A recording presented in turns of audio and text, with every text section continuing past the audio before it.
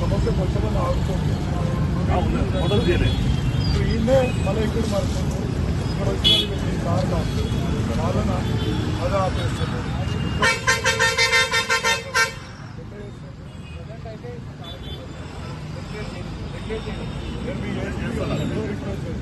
ఇక్కడ ఒకటి మన ఏమంటారు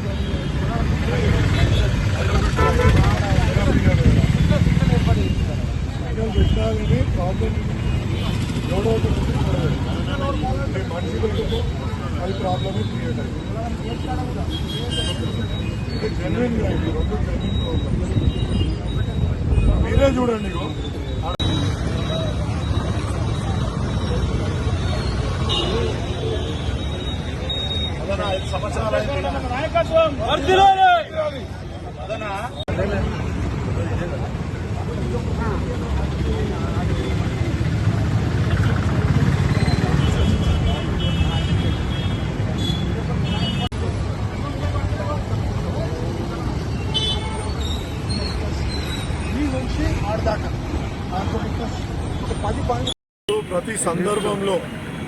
ప్రతి సందర్భంలో వినతి పత్రాలు ఇచ్చి, అంటే ఒక డీసీ గారికి, ఒక జెడ్సీ గారికి, అదేవిధంగా కమిషనర్ గారికి కూడా ఇక్కడ అభివృద్ధి పనులని చేపట్టాల్సిందిగా పదే ప్రాధేయపడుతున్నా వాళ్ళు నిమ్మకు నీరెత్తినట్టున్నారు.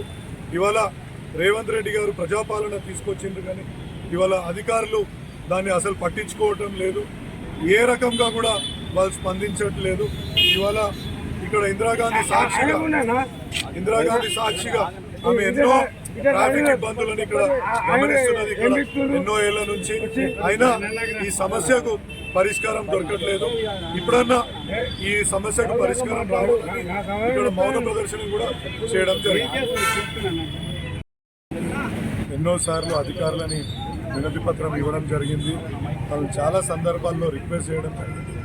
నేను ఎన్నికైన సంధి ఇక్కడ నిశ్చితంగా పరిశీలిస్తే ప్రతిరోజు ట్రాఫిక్ పీక్ అవర్స్లో మార్నింగ్ కానీ ఈవినింగ్ కానీ ఒక 1 అవర్ ట్రాఫిక్ జామ్ అవుతున్న సందర్భాలు అనేకం ఉన్నాయి. అదేవిధంగా కొంచెం రష్ అయ్యి ఎవరైనా ముందుకు పోతుంటే కూడా యాక్సిడెంట్ అయిన సందర్భాలు చాలా ఉన్నాయి. ఇక్కడ ఈ సమస్యని పరిష్కరించాలా, ఈ యొక్క జంక్షన్ని ఇంప్రూవ్ చేయాలా. ఇంతకుముందు కేసీఆర్ గారి ప్రభుత్వంలో ప్రతి ఒక్క అర్బన్ కూడలిలో ప్రతి ఒక్క కూడలి డెవలప్మెంట్ కోసం ఎంతో డబ్బులు ఇచ్చింది. బట్ అన్ఫార్చునేట్లీ మల్కాజ్గిరి డివిజన్లో ఇటువంటిది ఏమీ జరగలేదు. కాబట్టి ఇక్కడైనా అధికారులు కానీ ఇవాళ ఇక్కడున్న ప్రతి ఒక్క మంత్రులు కానీ చూసి ఈ యొక్క ట్రాఫిక్ జంక్షన్ని ఇంప్రూవ్ చేస్తే ఇక్కడ ట్రాఫిక్ సమస్య శాశ్వతంగా పరిష్కారం అయితే. ఇక్కడ 5 రోడ్ల కూడలి ఇక్కడ ఉంది.